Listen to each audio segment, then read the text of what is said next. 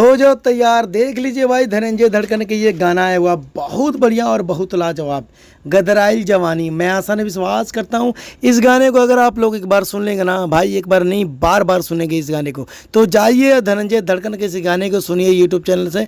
मैं आसान विश्वास करता हूँ ये गाना सुन के भी आप लोग भी हैरान हो जाएंगे।